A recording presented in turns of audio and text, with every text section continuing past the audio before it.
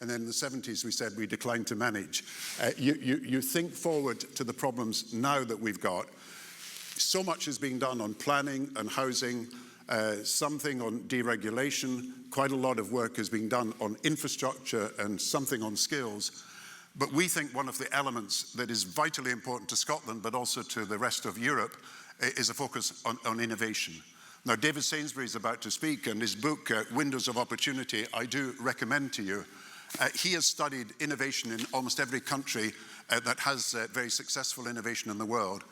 And his conclusion is investment will come if you have the innovative technologies in services and manufacturing, the export industries that can create wealth, that can pay for public services and pay for the eradication of poverty. So David is going to speak on what he has found from his experience of both Britain and around the world. He's then going to be followed by Dan Turner, who's done a specific study which is being issued today on Scotland and what has happened in Scotland. And what Dan has found, and I think he'll explain in more detail, is there is this huge dichotomy. We are very good, the universities, very good at creating new companies, startups, very good at these spin-offs from technology in the universities.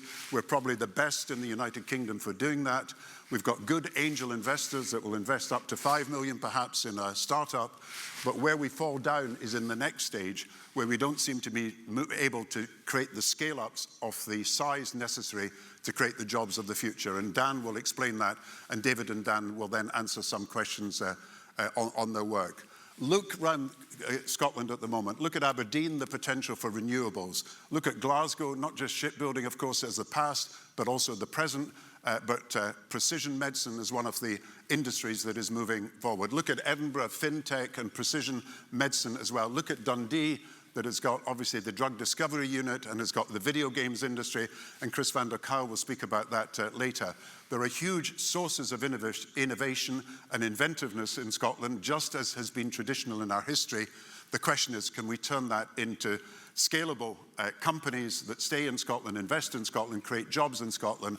And Dan's study suggests we could create 300,000 jobs in the next 10 years, 300,000 well-paying jobs, 300,000 jobs, 120,000 in the new industries, the spin-offs in terms of the service sector, another 180,000, and that is a possibility if we invest in the infrastructure, the skills, the research and development that is necessary to achieve that.